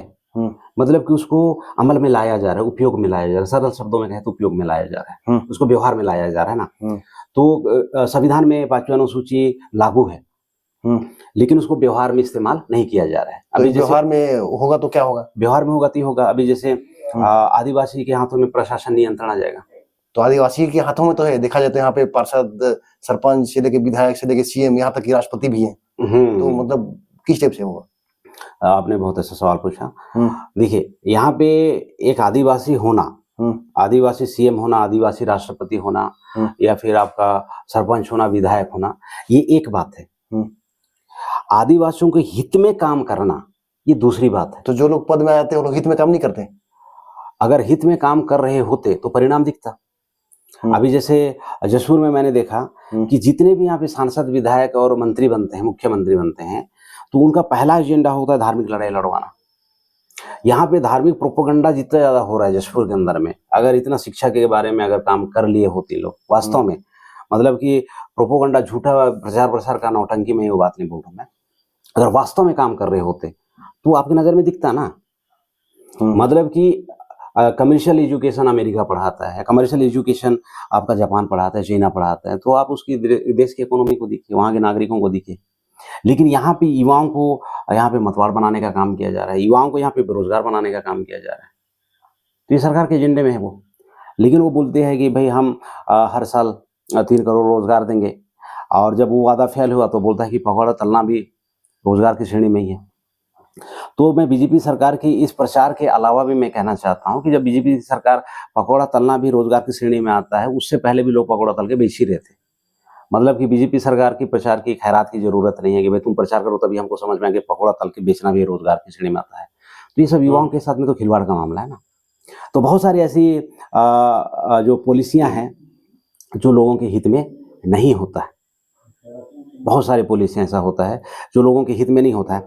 इस दरमियान में जो जो टकराव होता है, जो टकराव होता है, जैसे भारत मुक्ति मोर्चा के जो एजेंडे होते हैं, वो मुख्य धारा के एजेंडे होते हैं और सरकार लंबे समय से मुख्य धारा के एजेंडे से हट के वो कुछ अलग-अलग नीतियों पे काम करते रहती है। तो ऐसे दरमियान में फिर टकराहट पैदा होती है। अभी जैसे मैंने 5th शेड्यूल के बारे में बोला, 5th शेड्यूल अगर यहाँ पे अमल में, व्यवहार में लाया जाता, तो लोकतंत्र को चलाने के लिए 4 आधार स्तंभ होता है, कानून बनाया जाता है, कानून को जो कार्यपालिका होता है वो फ़ॉलो करता है, विधानमंडल में कानून बनता है, कार्यपालिका में उसको फ़ॉलो किया जाता है और अगर उस कानून को अगर कोई उल्लंघन करता है, तो फिर वो क्राइम की श्रेणी में आती है, फिर उसके लिए न्यायपालिका है और ये तीनों व्यवस्था का प्रचार-प्रसार करने के लिए मीडिया है। तो ये पूरा चारों जो आधार स्तंभ है, ये आदिवासियों के हाथ में आना था। तो यहाँ पे विकास विरोधी बीजेपी की सरकार है, विकास विरोधी कांग्रेस की सरकार है, जो आदिवासियों को स्वच्छ शासन नहीं देना चाहता है। जैसे केंद्र शासन होता है, जैसे राज्य शासन होता है, जैसे स्वच्छ शासन मतलब किस टाइप से? स्वच्छ शासन यानी कि आदिवासियों की स्वयं की सरकार। सरकार तो है ना अभी, मुख्यमंत्री आदिवासी है। मुख्यमंत्री आदिवासी है। हाँ। तो यहाँ पे मुख्यमंत्री आदिवासी है, लेकिन वो बीजेपी का पार्टी से वो मुख्यमंत्री बना हुआ है और वो इंडिपेंडेंट नहीं है, स्वतंत्र नहीं है, स्वतंत्र कार्य नहीं कर सकता है, उसके लिए गाइडलाइन फॉलो किया जाता है और उसको तय करने वाला बीजेपी है। बीजेपी के एजेंडे को तय करने के लिए आरएसएस काम करती है। तो एक श्रृंखलाबद्ध काम है, ऐसा नहीं कि आप सीएम हो गए तो अपनी मर्जी सब कुछ भी कर दिए। तो सीएम है, आदिवासी सीएम है, लेकिन यहाँ पे जो पॉलिसियों को वहाँ पे एप्लीकेशन किया जा रहा है, बीजेपी की जो पॉलिसी, बीजेपी की जो हाईकमान वहाँ पे पॉलिसी बना के देना है, उसको एप्लीकेशन बना के देना है। इसीलिए जैसे बीजेपी का जो एजेंडा ज़्यादा होता है धार्मिक रूप से लोगों को वो करना, तो धार्मिक ध्रुवीकरण धड़ल्ले से चल रहा है पूरा छत्तीसगढ़ में, पूरे देश भर में। आपको ये देखने के है, शिक्षा का ध्रुवीकरण क्यों नहीं चल रहा है भाई? अधिकारों का ध्रुवीकरण क्यों नहीं चल रहा है? रोजगार का ध्रुवीकरण क्यों नहीं चल रहा है? तो 5वीं अनुसूची अगर अमल में आएगा तो उसको क्लियर कीजिए ना, कैसे मतलब फायदा होगा जनता को, आम जनता को? जनता को फायदा ये होगा, अभी जैसे मैंने जैसे अभी जेल घुसा, तो मैं पूरे दर्शकों को बताना चाहता हूँ कि जो भी जैसे गौ तस्करी में, गौ हत्या में, गौ मांस खाने के मामले में बड़ी तादाद में मतलब कि बीजेपी की सरकार उसको जेल में डालने का काम करे, यहाँ के नागरिकों को। तो क्राइम है ना, वो क्राइम है। और बीजेपी की शासन में पूरे विश्व में सबसे ज्यादा गौ मांस निर्यात किया जा रहा है। मतलब तो अगर 2 किलो, तो क्राइम है तो ना, तो जो क्राइम कर रहा है उसको डाल रहा है जेल में। सरकार खुद ही गाय मांस बेच रहा है। सरकार कहाँ से बेच रहा है? आरटीआई से निकालना पड़ेगा इसे आपको, इसका तो फिर आप तो कोई निकाला है आरटीआई से? मतलब कि गाय मांस विक्रेता में आप अगर देखेंगे, आप गूगल भी करेंगे तो इंडिया नंबर 1 में आता है। इतना ज्यादा बड़ी तादाद में जो गाय मांस होता है बीजेपी की शासन में, वो निर्यात करने का काम कर रहा है। तो यहाँ पे अगर एक आम नागरिक अगर 2 किलो गाय मांस का सेवन करते हुए अगर गुनाह की श्रेणी में आता है, क्राइम की श्रेणी में आता है, तो बीजेपी सरकार करोड़ों टन। तो इनको अधिकार नहीं मिला है ना, जैसे कि शराब बेचना क्राइम है, सरकार बेच रही है, तो वो क्या कहें, उसको धंधा है। तो मैं ये चीज मैं बताना चाह रहा हूँ कि क्रांतिकारी गौतम बुद्धा ने एक बहुत अच्छा इसमें टैगलाइन दिया है। आप उसको थोड़ा सा बढ़िया से समझने का प्रयास कीजिए। उसमें क्या है, वो आदि कल्याण, मध्य कल्याण, अंत कल्याण। जो चीजें कल्याणकारी है वो शुरू भी कल्याणकारी होती है, मध्य में भी कल्याणकारी होती है, अंत में भी कल्याणकारी होती है। जो चीज शुरू में क्राइम है वो बीच में भी क्राइम है, आखिरी में भी क्राइम है। अभी जैसे मैं किसी के पेट में मैं अभी जैसे ऐसे चाकू छुरा ऐसा सलाह देता हूँ, तो शुरू में भी क्राइम था, मध्य में भी क्राइम था, अंत में भी क्राइम है। तो यहाँ पे ये बोला जाता है कि जो नागरिक 2 किलो गौ मांस का सेवन करेगा वो क्राइम की श्रेणी में आएगा, और हम करोड़ों टन बेचेंगे वो क्राइम की श्रेणी में नहीं है। तो फिर ये तो मतलब कि बहुत उटपटांग बातें हो गई, मतलब कि ये तो जनता के विरोध की बातें होंगी। सरकार लाइसेंस बना के, लाइसेंस क्या है, अगर आपने बोला कि भाई हम आपको मर्डर करने का लाइसेंस देते हैं, तो लाइसेंस के माध्यम से मर्डर कर रहे हैं तो क्राइम की श्रेणी में नहीं है। और जो अनजाने में कुछ ऐसा एक्सीडेंटली ऐसा कोई मर्डर वर्डर हो गया तो आप उसको मर्डर का श्रेणी में लेके आ जा रहे हैं, तो फिर ये किस टाइप की नीति है? यानी कि जो चीजें गलत हो गलत ही है ना। मेरे लाइसेंस देने से कैसे, मेरे लाइसेंस देने से कैसे आम आदमी करेगा? क्राइम तो क्राइम ही है। और अगर मैं कह दूं कि मैं एक लाइसेंस आपको प्रोवाइड कर दे रहा हूं तो आप सही हो जाएंगे, वैलिड हो जाएंगे, तो फिर गलत बात है ना। तो वैलिड हो रहा है ना, यहाँ पे शराब बेच रहा है वो तो हो ही रहा है। तो इसमें ये सरकार की यही है जन विरोधी नीति, ऐसी को बोला जाता है। तो जन विरोधी नीति ऐसा है। तो अगर स्वायत्त शासन हमारे हाथ में होता तो जिला में 100% सरकारी दारू और जो गांव की देसी दारू बंद, मतलब बंद, खत्म। अगर यहाँ पे गौ मांस का सेवन करना अपराध की श्रेणी में आता है तो यहाँ का जिला प्रशासन भी ना बेचे और यहाँ के गांव के लोग भी सेवन ना करें, बंद तो बंद। तो ये पूरे लोगों के लिए सही नियम हुआ ना। तो यहाँ पे जो आदिवासी लोग हैं जिनके हाथों में स्वायत्त शासन जाने वाला है, तो आदिवासी लोग बहुत न्यायप्रिय होते हैं, बहुत सारे न्यायप्रिय होते हैं। तो अगर यहाँ पे स्वायत्त शासन चलेगा तो फिर आने वाले समय पे समीक्षा होगा कि जसपुर की स्वायत्त शासन में एजुकेशन इंटरनेशनल है, हॉस्पिटल के अंदर में जो व्यवस्था है वो वर्ल्ड क्लास है। यहाँ पे लोगों को लॉ के बारे में बहुत अवेयर करने के लिए यहाँ पे लॉ कॉलेज यहाँ पे खोला गया है। यहाँ पे कमर्शियल एजुकेशन है ताकि आने वाले समय पे देश में बड़े बड़े साइंटिस्ट पैदा हो सके, रिसर्चर पैदा हो सके, बहुत अच्छे अच्छे प्रोफेसर पैदा हो सके। तो ये तमाम चीजें ये हमारे मुझे ऐसा लगता है कि मैं कभी बनूंगा तो मैं इसको पहले नंबर पे इम्प्लीमेंट करवाऊंगा ये। तो ये अभी स्वायत्त शासन हमारे हाथ में आता है तो ये विदिन कुछ महीने के अंदर में इसको अमल में लाया जाएगा। 5वीं अनुसूची के अंतर्गत में जो विकास नीतियां हैं, है ना, उसको अमल में लाया जाएगा। और 75 साल से केंद्र सरकार उसको अमल में नहीं ला रहा है, तो लोगों के सामने समीक्षा करने के लिए टॉपिक मिल गया कि ये स्वायत्त शासन में ऐसा कर पा रहे हैं और केंद्र सरकार 75 साल में ऐसा नहीं कर रहा है, तो केंद्र सरकार की ठगी करने की जो नीतियां हैं वो लोगों के सामने उजागर हो जाएगी। तो उजागर ना हो इसीलिए ये स्वायत्त शासन देता ही नहीं है, क्योंकि जो चीजें लोगों के लिए अच्छा नहीं है वो केंद्र की सरकार करे तब भी अच्छा नहीं है, या फिर उसको आइसोलेशन में कुछ लोग नागरिक करें वो भी अच्छा नहीं है। लेकिन अगर जो अच्छा है उसको आइसोलेशन में कुछ नागरिक करें वो भी अच्छा है, और आइसोलेशन में अगर सरकार भी करे तब भी अच्छा है। तो जो चीज सही है वो सही है, उसको सही ठहराने की जरूरत नहीं है, और जो गलत हो गलत ही है, उसको गलत ठहराने की जरूरत नहीं है। और ये बात हमारे तमाम वोटर्स को समझने की जरूरत है। तो मैं ये कहता हूं कि आपको सरकार के सामने कोई भी नीति जब आती है तो उसके हर पहलू की आप समीक्षा करें कि ऐसा होने से क्या होगा, ऐसा नहीं होने से क्या होगा। हाँ, तो ऐसे में बीमारी पकड़ में आना है। तो स्वायत्त शासन इसीलिए केंद्र सरकार नहीं देती है, क्योंकि यहाँ पे ये पूरी तरह से स्वायत्त है, स्वतंत्र है, और आप अपना जो विकास का मॉडल है आप यहाँ पे इम्प्लीमेंट करा सकते हैं, जिससे दुनिया के सामने अलग-अलग तरीके से ग्रो करना दिखेगा। जैसे हम लोग मैं अभी जैसे लोग धर्म की राजनीति करते हैं, अक्षर लड़ाने के बारे में दूसरे को बहुत ही कटुतापूर्ण व्यवहार करते हैं। आप मेरे बहुत सारे भाषण को आप देखेंगे, तो मैं धर्म की नीतियों से मैं बहुत दूर रहता हूँ। मैं लोगों को नंबर 1 मैं एजुकेशन के ऊपर में मेरे पहले फ़ोकस होती है, और स्वास्थ्य के ऊपर मेरा पहला फ़ोकस होता है। अगर सरल शब्दों में कहूँ तो रोटी, कपड़ा, मकान के ऊपर मैं फ़ोकस हूँ। बहुत सारे लोग इसको अवॉइड करते हैं, लेकिन आदमी की मूलभूत ज़रूरत यही है। इंसान को एक अच्छा रोटी मिलना चाहिए, एक अच्छा भोजन मिलना चाहिए, उनके पास में अच्छा कपड़ा होना चाहिए, मकान होना चाहिए, और एक इंसान को बेहतर इंसान बनाने के लिए जितनी भी ज़रूरत की चीज़ें हैं, वो ज़्यादा महत्वपूर्ण है। ना कि यहाँ पे जो पाखंडवाद है, यहाँ पे जो लोगों को एक-दूसरे से लड़ाने-भिड़ाने का जो मामला है, उस चीज़ को मैं सही नहीं मानता हूँ मैं। तो 5वीं अनुसूची जैसे ही व्यवहार में आएगा, ये सारी पूरी चीज़ें दिखना शुरू हो जाएगा। बिहार में कैसे आएगा तो? अब व्यवहार में आने के लिए हम लोग जनता को जागरूक कर रहे हैं। बड़ी तादाद में जब जनता जागरूक हो जाएगी और ये जो जागृति है आंदोलन का रूप ले लेगी, तो सरकार को मजबूरन इसको व्यवहार में लाना मजबूरी हो जाएगा।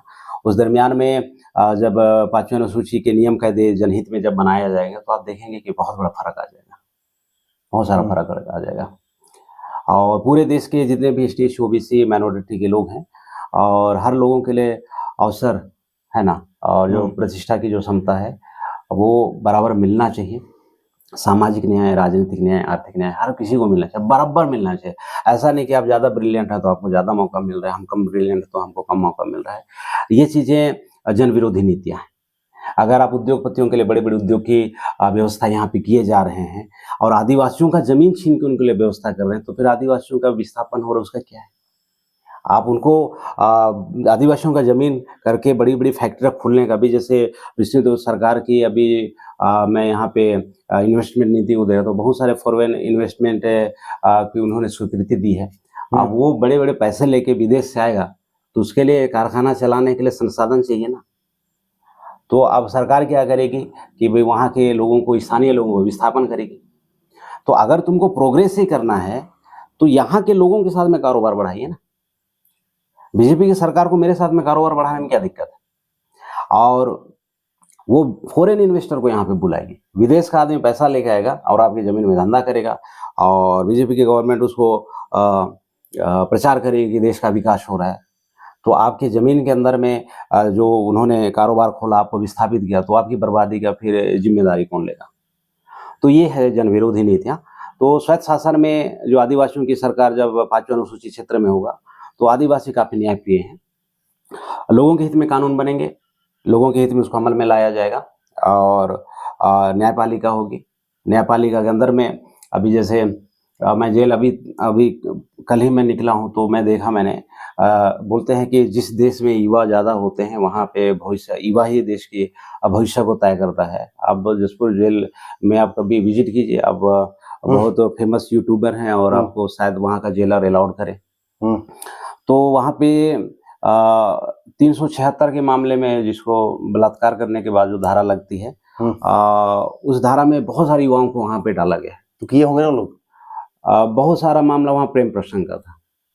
तो प्रेम प्रसंग करके बलात्कार किए होंगे, फिर अंदर गए होंगे। प्रेम प्रसंग था, रजामंदी से उन लोगों का जो उनका मतलब मामला जो भी था उनका रजामंदी से 5-5 साल। अच्छा, बहुत बार तो ऐसा भी हुआ, एक ऐसा भी कैदी बंदी को मैं देखा जिसके 2 बच्चे,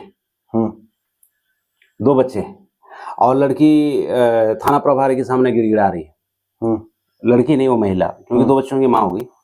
शादी नहीं हुआ था मतलब उन लोगों का? हुआ, हम्म। लेकिन जब कुछ खटपट होता है तो फिर कभी-कभी लोग ऐसा है कि एफआईआर कर दिया रहता है, माता-पिता सब ऐसा-वैसा। तो पुराना केस को लेके देखिए, जिस समय उनके बीच में जो भी खटपट रहा होगा, मैंने उस युवक से पूछा था तो बोला था कि हमारे उनके साथ में प्रेम प्रसंग थे, बहुत अच्छा हम लोगों का रिलेशन चल रहा था। एक बार कुछ ही बातों को लेके थोड़ा-सा मनमुटाव हो गया, तो फिर वो अपने माता-पिता को शिकायत करी। तो माता-पिता आके फिर बगीचा थाना में एफआईआर दर्ज करा दिया। फिर बाद में फिर लड़की को ऐसा फ़ील होता है कि नहीं, थोड़ा-सा हमने भावनात्मक में बह के इनके साथ में अनावश्यक रूप से झगड़ा-वगड़ा किया, हम इसके बगैर जी नहीं पाएँगे और हम इसकी आने वाले समय की लाइफ़ पार्टनर बनने का निर्णय लेते हैं। और परिवार की रज़ामंदी से फिर उनका विवाह होता है। विवाह होने के बाद में उस घर में आती है और लगभग 5-7 साल उन लोग एक-दूसरे के साथ में पति-पत्नी के रूप में वक़्त बिताते हैं, 2 बच्चे हो जाते हैं।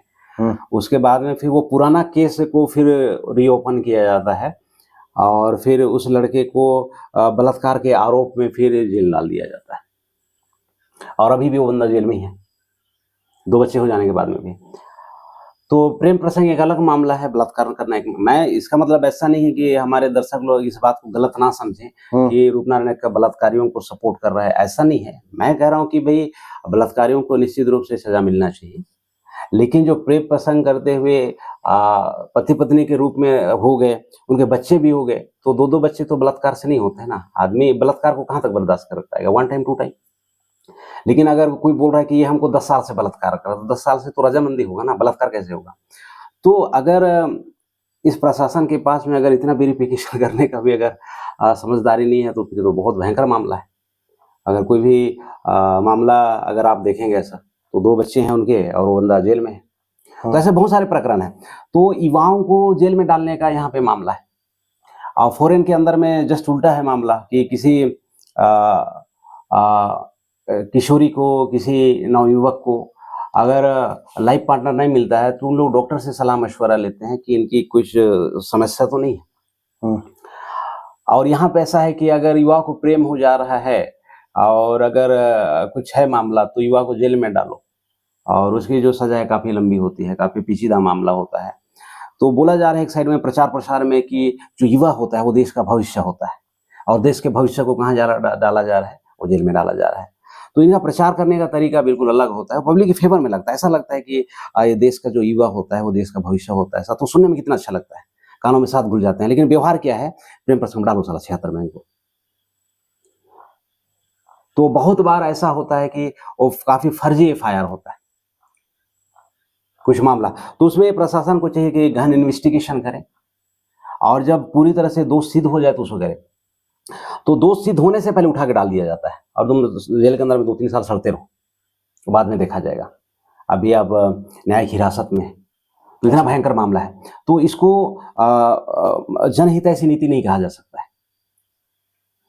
जनहितैषी नीति में आपके पास में न्याय के अवसर होना चाहिए।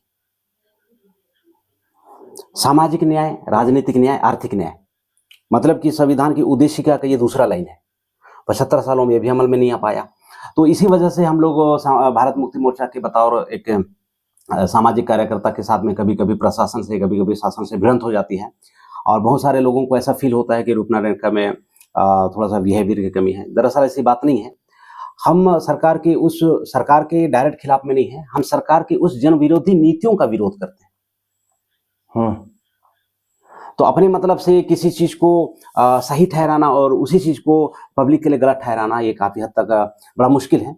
तो ऐसे समय में थोड़ा-सा हमारे जो अभी देश में जो लोकतंत्र चल रही है, तो हमारे लोकतंत्र में जीने वाले समस्त हमारे 140 करोड़ की जनता लोगों को मैं कहना चाहता हूँ कि थोड़ा-सा अवेयर होने की ज़रूरत है।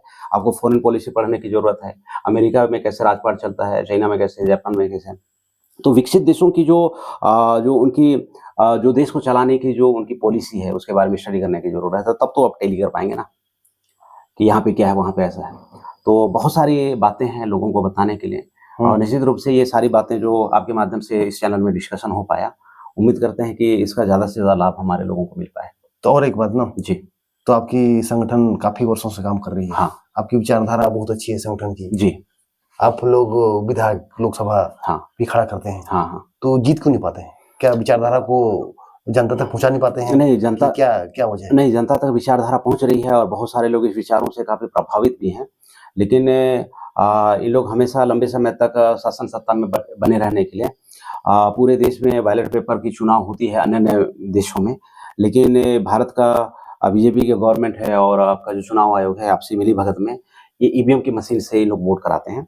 नहीं, ईवीएम का अगर छोड़ दें तो देखा जाए तो दिल्ली में तो अलग पार्टी है, आम आदमी पार्टी सरकार बना दी थी, बीजेपी कांग्रेस के अलावा। जो राज्य सरकार की जो सीमाएं हैं, जो उनकी जो सीमाएं हैं वो केंद्र सरकार की सीमाओं के बराबर नहीं है। ताकत का मामला बता रहा हूं मैं। तो अगर एक तरफा ही हर जगह पर बीजेपी की अगर राज्य में सरकार बना दिया जाए तो फिर लोगों को डाउट करते समय नहीं लगना है। तो वो कुछ कुछ राज्यों में अन्य पार्टियों की राज्य की सरकार बना देते। अभी आप झारखंड में जाएंगे तो फिर आप झारखंड मुक्ति मोर्चा, शिबू सोरेन उनकी सरकार है यहाँ पे। तो वो केंद्र सरकार के नियंत्रण में ही काफी हद तक केंद्र राज्य की सरकार है। लेकिन आप देखेंगे कि जो क्षेत्रीय पार्टियां हैं वो कभी भी केंद्र में सरकार नहीं बना पाती है। तो लोगों को डाउट ना हो इसलिए बीच बीच में कुछ अन्य पॉलिटिकल पार्टी के लोगों को एक आध दो सांसद, दो चार विधायक ऐसा करके दे देती है। लेकिन बड़े सिस्टमेटिक तरीके से जो सेंट्रल की जो गवर्नमेंट होती है वो बीजेपी ही वो ले लेती है।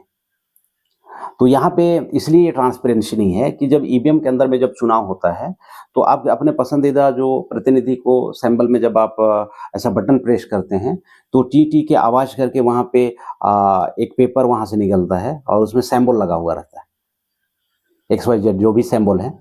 उसके बाद वो नीचे गिर जाता है और आपको ऐसा फील होता है कि मैंने एकदम करेक्ट रूप में मैंने फलाना पार्टी को वोट दिया है। आप ऐसा सोच के आप वहाँ से निकल जाते हैं। तो जैसे मैंने 2 टाइम जैसे मैंने विधानसभा का चुनाव लड़ा और एक टाइम मैंने यहाँ पे लोकसभा का चुनाव लड़ा और मैं गिनती पे गया हुआ हूँ। तो गिनती करने वाले जगह पे बता रहा हूँ, वो जो पर्ची गिरा हुआ रहता है उस पर्ची को नहीं गिनते। तो क्या गिनते हैं? वो जो इलेक्ट्रॉनिक वोटिंग जो उसमें जो वोट इलेक्ट्रॉनिक रूप से काउंट होके जो है उस डिवाइस को ऐसा बटन दाब के उसमें देखा जाता है। तो उसमें जो आंकड़ा है वोट का वो दिखता है, मतलब कि वो इलेक्ट्रॉनिक स्टोर है उसमें। अच्छा। तो किसी भी चीज का जब तक फिजिकल वेरिफिकेशन नहीं होगा तो उसकी पारदर्शिता में वहां पे दिक्कत आना शुरू हो जाता है। अभी जैसे इलेक्ट्रॉनिक वोटिंग मशीन से ही अगर वोट कर रहे हैं और जो पर्ची गिरा तो पर्ची को उठा के गिनते है ना। अभी जैसे मैं बहुजन मुक्ति पार्टी से चुनाव लड़ता हूँ तो मेरा जो चुनाव सिंबल 4 पाई है, 4 पाई है, खटिया है, खाट है। तो उसमें अगर 100 वोट गिरा हुआ है तो 100 पर्ची को अलग करते, बीजेपी को उनके कमल के सिंबल में जो भी मिला हुआ है उसको अलग करते। तो वो एक फिजिकल एविडेंस मिल रहा है ना। तो वो पर्ची को नहीं गिनना है, तो डैशबोर्ड में जो आया है उसी को ऐसा काउंट करता है। तो वो इलेक्ट्रॉनिक कितना इकट्ठा हुआ आपको कैसे पता चलेगा? आप वो मशीन के अंदर में आंख लगा के नहीं देख सकते ना कि इसमें बहुजन मुक्ति पार्टी कितना है, बीजेपी कितना है, कांग्रेस कितना है, आम आदमी पार्टी कितना है, बहुजन समाज पार्टी कितना है, कैसे आपको पता चलेगा? वो बटन दाब के तो इधर नीचे इकट्ठा हुआ है सबूत, तो सबूत को नहीं गिनना है। तो ईवीएम की वजह से भारत की जो चुनाव व्यवस्था है वो पूरी तरह से लचर व्यवस्था हो चुकी है। और जो टेक्नोलॉजी के मामले में मास्टर है अमेरिका के जो एलोन मस्क हैं, वो पूरी तरह से इसके विरोध में है, ईवीएम के विरोध में है। तो जैसे चुनाव आयोग बोलते हैं कि इसमें ट्रांसपेरेंसी चुनाव होता है। एलोन मस्क टेक्नोलॉजी का बादशाह है। एलोन मस्क को पूरा बच्चा बच्चा जानता है आज सोशल मीडिया की वजह से, और उसकी जो समझ है टेक्नोलॉजी को लेके पूरे वर्ल्ड के अंदर में वो एकदम नंबर 1 पे है। और वो किसी भी प्रोजेक्ट में जब भी काम करते हैं उसके काम करने का तरीका पूरे लोगों को पता है, क्योंकि आज सोशल मीडिया का जमाना है, इन्फॉर्मेशन काफी आसानी से मिल जाती है। तो वो बंदा दावा कर रहा है कि ईवीएम से ट्रांसपेरेंसी चुनाव नहीं होती है। तो 140 करोड़ जनता के साथ में बीजेपी और कांग्रेस कंबाइन में मिलके धोखाधड़ी करने का काम कर रहा है। और हमारे पार्टी की कैपेबिलिटी नेक्स्ट लेवल है, क्योंकि लोगों को अच्छी पॉलिसियां चाहिए, लोगों को विकास चाहिए, लोगों को वास्तव में विकास चाहिए, फर्जी विकास नहीं चाहिए। वो लोगों को समझ रहे हैं, लेकिन वो अगर हमें वोटिंग भी करें तो हमें वोट मिलना ही नहीं है। वो पूरा का पूरा उन लोगों को पूरा वहां पे मटिया मेट कर देने का मामला है। तो आगामी समय पे हम लोग पूरे जन समर्थन के माध्यम से, जन आंदोलन के माध्यम से और कानून और संविधान के दायरे में रहते हुए हम लोग पूरा ऐसा प्रयास कर रहे हैं कि देश में बैलेट पेपर से चुनाव हो। बैलेट पेपर से चुनाव होगा तो लोगों के पास में स्वतंत्र और निष्पक्ष चुनाव करने का मौका मिलेगा। और लोकतंत्र की सबसे बड़ी ब्यूटी ये है कि हर आदमी को यहाँ पे प्रतिष्ठा और अवसर की क्षमता मिलनी चाहिए।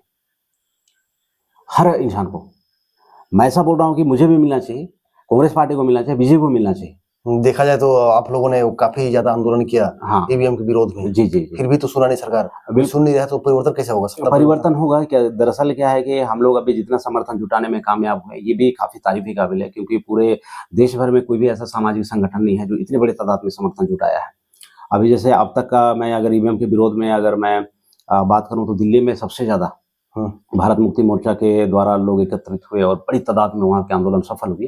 तो आंदोलन भी की कद बढ़ती है, जैसे बच्चा पैदा होता है तो वो थोड़ा छोटा होता है, फिर धीरे-धीरे बड़ा होते-होते फिर जवान होता है। तो उसी तरह आंदोलन की भी एक सर्कल होता है कि किसी भी आंदोलन को आप स्टार्टअप करेंगे तो शुरुआत में एकदम बूम एक ही बार में रिजल्ट नहीं आता है। अभी जैसे हम लोग हर 6 महीने के अंदर में हम लोग भारत बंद करते हैं, हर 6 महीने के अंदर में हम लोग बड़ा आंदोलन करते हैं, तो ये एक अभ्यास का एक मामला है। तो ऐसा करते-करते हमारे लोग अभ्यस्त होना शुरू हो जाएँगे और जो आदमी भारत बंद कर सकता है सक्सेसफुली, अब तो वो बंदा भारत भी बढ़िया सक्सेसफुली चला सकता है। तो ये अभ्यास की नीतियों पे काम चल रहा है और हमारे लोग इसमें बहुत अच्छी तरीके से मुकाम को हासिल कर रहे हैं और हमारा जो अल्टीमेट मकसद है, लोकतंत्र को लोकतंत्र के हिसाब से चलाना चाहते हैं।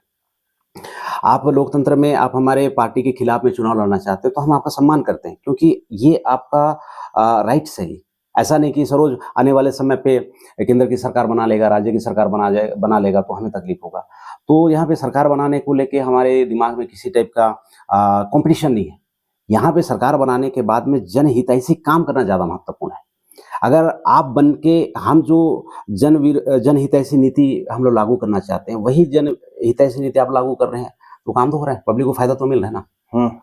तो इस तरीक़ा की कोई भी सरकार आगे करे तो अच्छा है, लेकिन क्या है कि भई उनके साथ में नागरिकों के साथ में भेदभाव करके, क्योंकि लोकतंत्र लोगों के लिए, लोगों के द्वारा चलाए जाने वाला शासन है। तो अगर लोगों के लिए चलाया जा रहा है, तो लोगों को इतना समस्या क्यों है? इसका मतलब चलाने में कहीं न कहीं दिक्कत तो हो रहा है। तो आने वाले समय पे हमारे नागरिकों की जागृति, हमारे लोगों के समर्थन की वजह से निश्चित रूप से जो सरकारें हैं, जो व्यवस्था है, वो निश्चित रूप से बदलेगी। हम लोग इस विश्वास के साथ में काम कर रहे हैं और इसका अल्टीमेट फ़ायदा पूरे लोगों को होने वाला है। जी, जो सत्ता परिवर्तन कुल मिला के होना चाहिए। बिल्कुल, सत्ता परिवर्तन होना चाहिए। सत्ता परिवर्तन जैसे कि हमारे पड़ोसी देश देखा जाए तो एक बार हुआ अभी कुछ साल पहले श्रीलंका में सत्ता परिवर्तन। हाँ। सत्ता परिवर्तन नहीं बोलेंगे, उसको क्या बोलेंगे? बांग्लादेश में जो बिल्कुल, हुआ, बिल्कुल, सत्ता परिवर्तन हुआ, सत्ता परिवर्तन जन हुआ, आंदोलन के माध्यम से। जन आंदोलन। हाँ, तो क्या बहुजन मुक्ति पार्टी इस टाइप से आंदोलन करना चाह रही है? निश्चित रूप से आने वाले समय पे हमारे पास में 2 विकल्प है कि हम लोग चुनाव के माध्यम से सरकार बनाने के बाद में व्यवस्था परिवर्तन कर रहे हैं। ये एक मामला हमारे पास में है और दूसरा हमारे पास में जन आंदोलन का मामला है। तो भविष्य में आने वाले समय पे कौन-सा जो चुनाव के माध्यम से या आंदोलन के माध्यम से जिस भी दिशा में मजबूती आएगी उसके बारे में फिर विचार किया जाएगा कि अगर चुनाव के माध्यम से व्यवस्था परिवर्तन हो जाए तो जन आंदोलन की ज़रूरत नहीं पड़ेगी और अगर चुनाव के माध्यम से अभी जिस हिसाब से व्यवस्था इन्होंने बना के रखा हुआ है, अगर ये दिक्कत होगा तो आने वाले समय पे जन आंदोलन का सहारा लिया जाएगा। लेकिन सत्ता परिवर्तन होगा। ये होना बहुत ज़रूरी है क्योंकि ये पूरे 140 करोड़ जनता की बात है और ये पूरी जनता डिज़र्व करती है, लोकतंत्र को डिज़र्व करती है और लोकतंत्र को लोकतंत्र के हिसाब से चलाना चाहिए। इसको डिक्टेटरशिप, है ना? डिक्टेटरशिप के रूप में इसको नहीं चलाना चाहिए, मतलब कि हिटलरवादी या फिर आप इसको दूसरे लफ्ज़ों में कहें तो जो तानाशाही रवैया नहीं होना चाहिए। ये तो पूरी तरह से राजशाही, हम बोल दिए, हम गवर्नमेंट है तो आपको मानना पड़ेगा, ये कौन-सी बात है, लोकतंत्र ऐसा थोड़ी है। तो फिलहाल ऐसी चल रही है मतलब? अभी फिलहाल ऐसी चल रही है कि हम अगर बोल दिए तो आपको ज़मीन खाली कराना पड़ेगा। हम बोल दिए कि भैया फ़ॉरेन के लोग आए हैं, आपकी ज़मीन को लेना चाह रहे हैं सोना, तो फिर ये तो पूरा डिक्टेटरशिप हो गया। लोकतंत्र को लोकतंत्र में अभी जैसे आदिवासियों की ज़मीन की हिस्सेदारी का मामला है, खनिज संपदा का, तो आप हैरान हो जाएँगे। अभी छत्तीसगढ़ में जितना भी जो खनिज संपदा यहाँ पे खनन किया जाता है, तो 36,000 करोड़ रुपए तो सिर्फ़ जीएसटी का पैसा बनता है 1 महीने का। 36 करोड़? 36,000 करोड़। 36,000 करोड़ 1 महीने का जीएसटी का बनता है। तो आदिवासियों के ज़मीन के अंदर में जो खनिज संपदा है, इतनी बड़ी तादाद में यहाँ पे सिर्फ़ छत्तीसगढ़ का आंकड़ा बता रहा हूँ मैं। और ये सप्ताह भर पहले न्यूज़पेपर में आया हुआ था, तो आज कितना तारीख है? आज 8 तारीख है। 8 तारीख। तो आपको इसको 2-3 जुलाई के लगभग में आप ये पेपर को खंगालिए तो आपको इसमें मिल जाएगा। वहाँ डाटा प्रकाशित किया गया है। 36,000 करोड़ जीएसटी का कलेक्शन है। तो जीएसटी का कलेक्शन 36,000 करोड़ है तो फिर उसका ओरिजिनल रिव्यू कितना होगा आप सोचिए। मतलब कि ओरिजिनल उसका जो रेवेन्यू जो जनरेट हो रहा है, जो पैसा जनरेट हो रहा है वो कितना ज़्यादा होगा। बावजूद इसके आदिवासियों की स्थिति बद से बदतर है। तो यही है सरकार की जन विरोधी नीतियाँ कि वो फॉरेन के इन्वेस्टर को लेके आदिवासियों की ज़मीन से खनन करवाती है और पूरा जो पैसे का श्रेय आदिवासी को मिलना चाहिए वो पूरा पैसा वो दूसरे लोग लेके जा रहे हैं। और 5वीं अनुसूची लागू हो जाने पे ये सारी जितने भी जो जन विरोधी नीतियाँ वो बदल जाएगी और ओनरशिप बदल जाएगा, जिसकी वजह से यहाँ स्थानीय लोगों को यहाँ पे फ़ायदा होगा। अभी ज़्यादा दूर नहीं, इधर सामरीपाट में हिंडाल्को यहाँ पे 100 साल की लीज के लिए खुला हुआ है। तो आप यूट्यूबर हैं, आप सोशल मीडिया से जुड़े हुए हैं, तो वहाँ पे काफ़ी सारे पत्रकार बंधु लोग हैं, तो उनके पास में वो जो कंपनी का जो अनुबंध है वो ज़मीन के साथ में है। आप सुन के हैरान हो जाओगे, अभी और 51 साल बाकी है वहाँ का अनुबंध का। तो वहाँ पे एक अच्छा इंटरनेशनल स्कूल खोलने का मामला है, हॉस्पिटल वर्ल्ड क्लास बनाने का मामला है, ये सब प्रॉमिस के अंतर्गत में है, अनुबंध के अंतर्गत है। लेकिन आप वहाँ पे जाइए, उधर आप हिंडाल्को उत्खनन क्षेत्र में जाइए, आप वहाँ पे जो सामरीपाट शहर में बड़ी तादाद पे 100 साल के लीज में काम कर रहा है, ऐसा दूर दूर तक आपको नामो निशान नहीं मिलेगा। तो इतनी मिली भगत, सरकार की इतनी मिली भगत के साथ में वहाँ की स्थानीय आदिवासियों को लूटने का काम किया जा रहा है। तो ये बहुत ही शर्म की बात है कि भाई हम लोकतंत्र में हैं और सरकार के द्वारा आदिवासियों को और उनके खनिज संपदा को बहुत ही बुरी तरीके से लूटने का मामला है। जसपुर से जो सामरीपाट है बहुत ज़्यादा दूर नहीं है, थोड़ी दूर है, मेरे ख्याल से ये आपका 60 किलोमीटर के अंदर में मिल जाएगा। तो जसपुर से इतना दूर में ये मामला है, तो ये सोचने वाली बात है और हमारे देश के समस्त नागरिकों को इसके बारे में समझने की ज़रूरत है, क्योंकि आपकी शिक्षा, आपकी जागृति आपको बचा पाएगी। और अगर आप अंधभक्त बनेंगे तो आने वाले समय पे आप ही को नुकसान होने वाला है, क्योंकि आपके बच्चे तो इसी देश में रहने वाले हैं। एक ऐसा सरकार को आप चुनते हैं जो सरकार आपके विरोध में काम करता है, तो बहुत मुश्किल है। इसलिए सभी चीज़ों को ध्यान में रखते हुए जनहितैषी पॉलिसी को ध्यान में रखना चाहिए कि कौन इस पॉलिसी को अमल में ला रहा है, चाहे वो कोई भी हो सकता है। ऐसा करने से जनता को बड़े पैमाने पे फायदा होने वाला है। चलिए ठीक है, फिर रूप महाराज जी बहुत लंबा टाइम दिए, जेल से निकलने के बाद आराम करने का, तो सोए कि नहीं रात में? हाँ, बढ़िया से सोया था मैं। तो कैसे लगा आज बाहर सोए रात में? अरे बढ़िया है, अच्छा एक्सपीरियंस है। अच्छा। क्योंकि जेल के अंदर भी मैं मेंटल रूप से मैं नर्वस नहीं था। जैसे कल निकलते मैं लोगों को बताया था कि मैं वहाँ पे ये पूरे समय को मैं अपने मानसिक को बढ़िया से नियंत्रण करते हुए मैंने स्टडी में टाइम लगाया। तो मेरे लिए जेल का जो अनुभव है बहुत ही दर्दनाक नहीं रहा कि मतलब कि है तौबा इस टाइप का, ऐसा कोई मामला नहीं है। मैं वहाँ पे कल का मैं एक वीडियो डालना था, जी। तो काफी लोग, कुछ लोग कमेंट किए हैं कि नर्वस लग रहे हो करके बहुत। हाँ, जेल से निकलने के बाद में 68 दिन के बाद में अचानक एक अलग सा माहौल में चले जाना, तो थोड़ा-सा वो एक आदत का मामला था। अब जेल में बंद वहाँ पे रहना, फिर अचानक से बिल्कुल निकल जाना, फिर सेकंडों के अंदर में फिर वीडियो शूट कर पाना। वहाँ पे काफ़ी सारे हमारे समर्थक हैं, काफ़ी सारे हमारे कार्यकर्ता हैं जो हमें छुड़ाने के लिए बहुत मेहनत किए और वो एक थोड़ा-सा एक ऐसा मोमेंट था, काफ़ी इमोशनल मोमेंट था।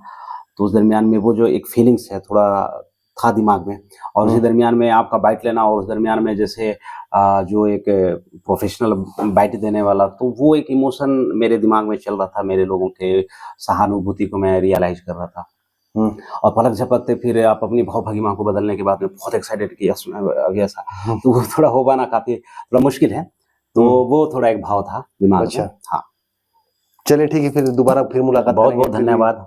जी। और मैं दुआ करता हूँ, आपकी मेहनत को सलाम करता हूँ और दिन दुगुना रात चौगुना आपका जो यूट्यूब परिवार है वो बढ़े। मैं तो आपके लिए दुआ करता हूँ कि कम से कम 1000 मिलियन, 1000 मिलियन, 100 करोड़ लोग अगर आपको दुआ दे, प्यार दे तो बहुत अच्छा रहेगा। चलिए बहुत-बहुत धन्यवाद, बाकी दोबारा मुलाकात फिर करेंगे। जी।